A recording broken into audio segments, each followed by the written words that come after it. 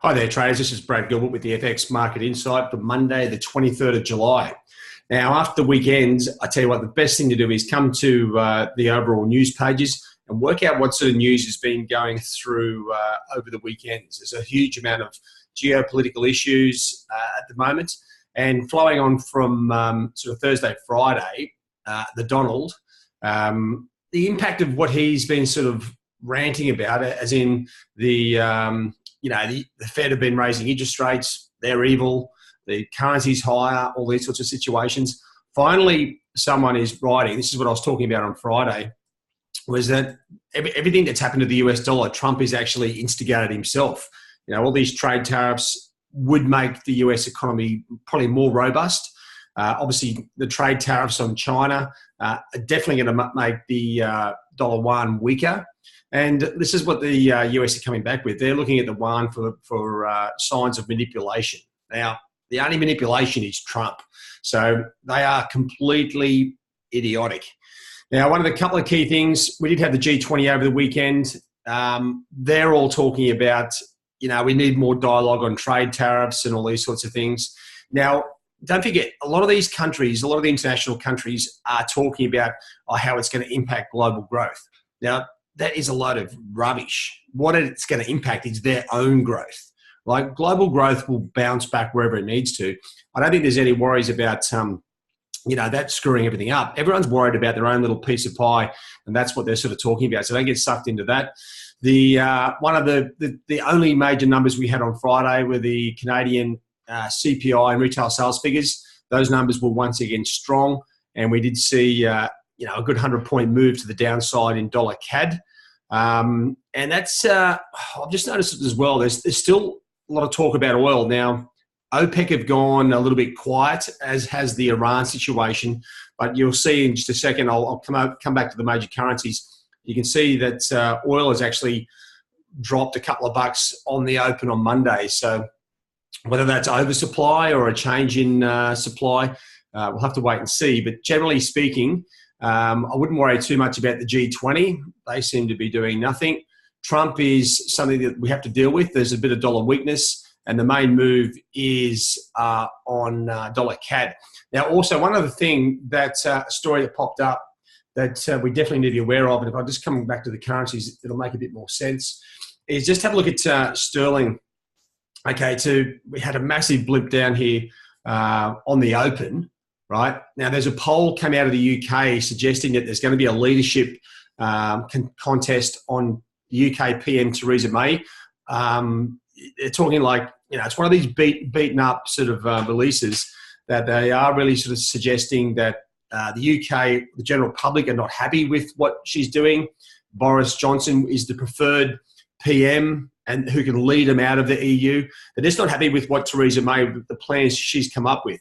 Now, they are sort of party-driven plans. So anyway, there's a lot of unrest, a lot of uncertainty. That poll that came out did see a good 130-point dip on the open, but it's back to where it was straight away. This is one of the key reasons why you don't run positions over the weekend. You can get absolutely hammered. So we'll have to wait for that to sort of play out a bit further. Now, just having a look at the rest of the pairs here. Well, actually, let me just change screens back to my other charts.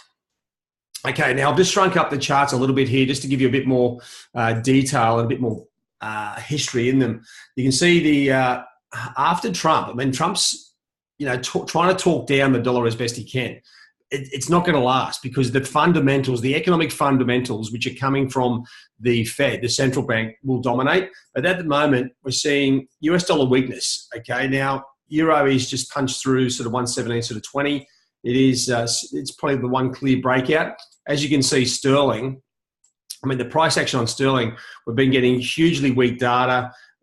We get the US dollar bounce, weak fall off after Trump, and then we get the Reuters, the polls on the UK PM. It's all over the place. It's a bit too hard for my liking. If anything, it's probably a sell around 130, 160. Then you can see over here on dollar CAD, we have seen the dip down there, like a 100-point move on those stronger retail sales figures. We had slightly stronger month-on-month CPI, but year-on-year wasn't too different. But also, It's probably a little bit hard to see there. Let me just blow this up just a touch. You'll see where that oil price has just opened up marginally different. Okay, so if I just get that pen back on for a sec. Okay, so we've got oil here. You can see closing down here, which is around 70 and a half, 71 bucks, and the open is up here at 68.30. So it's dropped sort of $2 now. The move on dollar CAD on Friday was fundamentally driven. Okay, we had, as I said, stronger retail sales figures, marginally stronger CPI numbers, so it bounces lower. Now this move in oil may see dollar CAD move back towards this 130, 180 level at least. Okay, we'll have to see if that move in oil is going to hold throughout the Asian, European, North American sessions. But if it does, I would expect dollar CAD to start to move a little bit higher. All right, so that's dollar CAD. Okay, a little bit on the tricky side of things. Now, the rest of the currencies, they are sort of dealing with that weaker US dollar, right? And that's primarily from Trump, the goose he is. Okay, dollar yen has broken down here. First initial break was through the cloud. Then we've got the breakdown through sort of 112.20. And now we're sort of banging around 111.30. Now, dollar yen looked like it was all set for all money to get up towards 113.5. This puts a bit of a kibosh on the whole sort of deal. So coming into Monday's trading, start preparing for what's coming out. Okay, we've got the technical setup. We can see some of the pairs here, like Kiwi, Aussie. We have some resistance levels close by at the moment. Support close by in dollar CAD. As I said, sterling's a little bit of a tricky one, even in the too hard basket. Dollar or euro has sort of broken higher, but we've got a couple of recent highs here, which may contain the move. I'm sort of really looking for, some sort of consistency.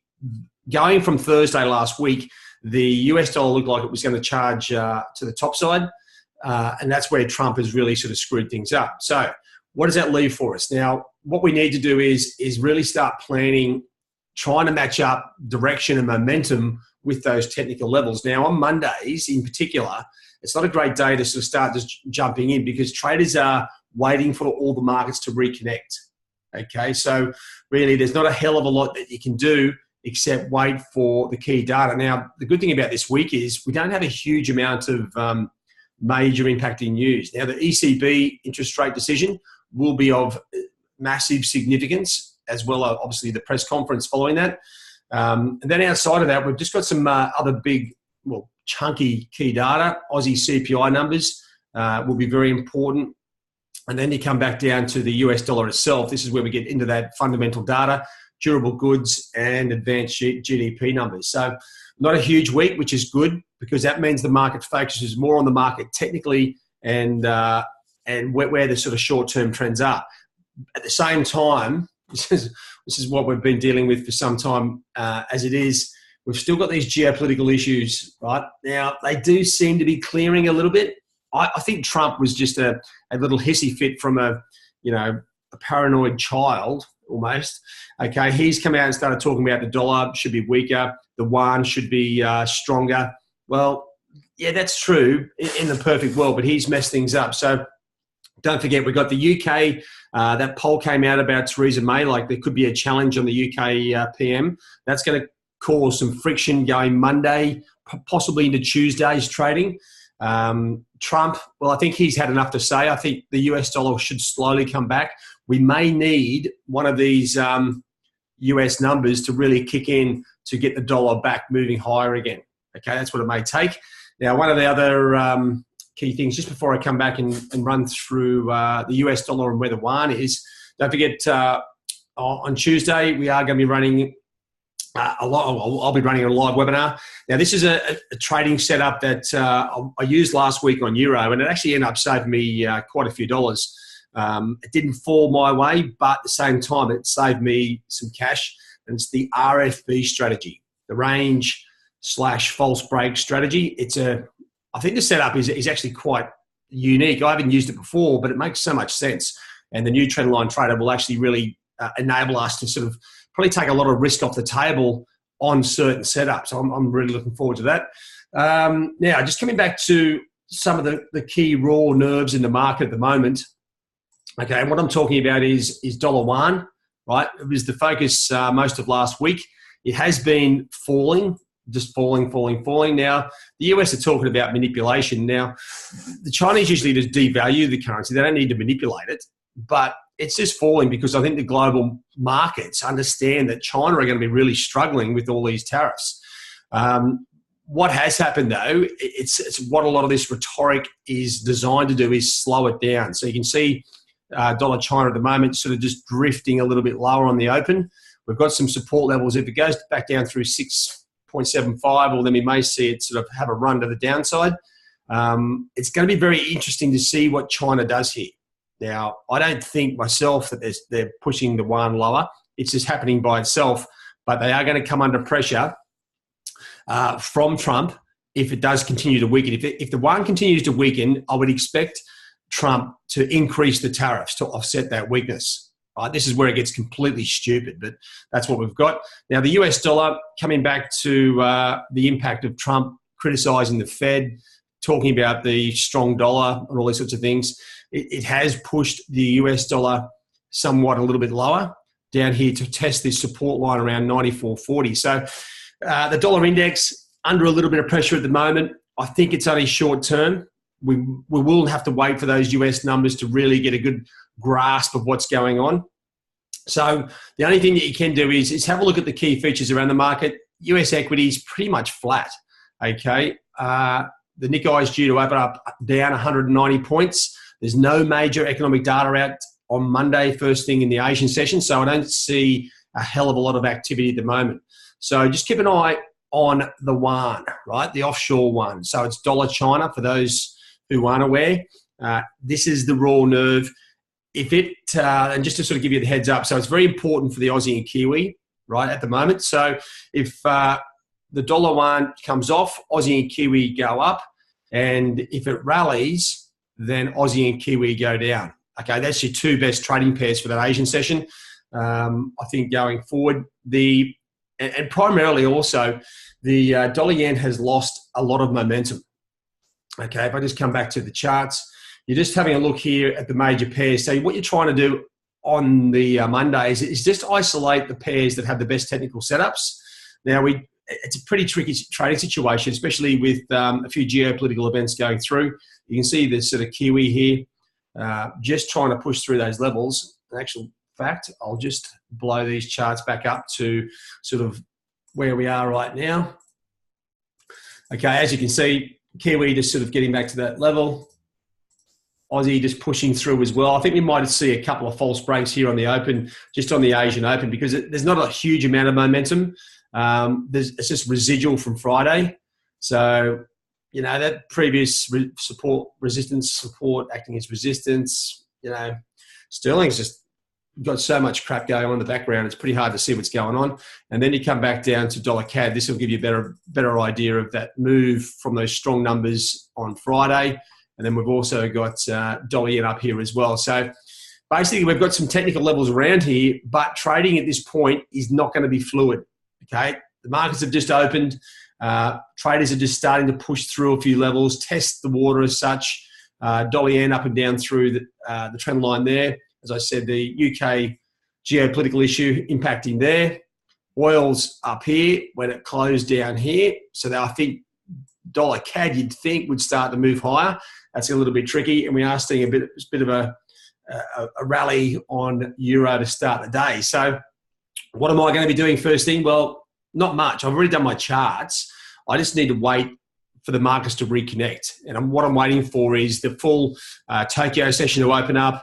And if anything, I'm waiting for Europe to come into play, because I want to see how the UK handles that media poll. You would expect that to start to really gain some momentum and pressure to really fall on Theresa May to hold her PM-ship. So that's it, guys. We're just going to sort of roll with the punches at the moment. As I was mentioning before, you know, what we've got is after the weekend, you have a lot of geopolitical news out.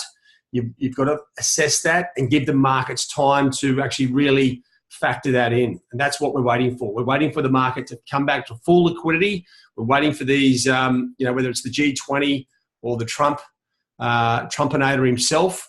Let these events settle in the market, get full liquidity back in, then we can start trading with confidence. All right. At the moment, there's too many events going on, and we need to wait to see how these things are factored into the market. If anything, you'd think the dollar weakness at this early stage is going to continue for the start. We'll have to wait for the North American session to see if that continues. All right, guys, that's it from me. As I said, with the week ahead, there's not, it's not like absolutely gangbuster, which, funnily enough, can be actually really good. The market will definitely be focusing on the ECB meeting, but these other releases, the Aussie and the US data, are going to be pretty good trading opportunities because all we've got is those numbers. We don't have 3 central banks meeting. We don't have all these other crap, all the other noise, I call it, in the background. So it should be hopefully some good trading conditions. I'll be looking for the European session to really make a start. All right, chaps, have a good week and have a good day. If you have any questions, jump in the trade zone. You're free to contact me there or have a chat with the other traders. Cheerio and have a good one.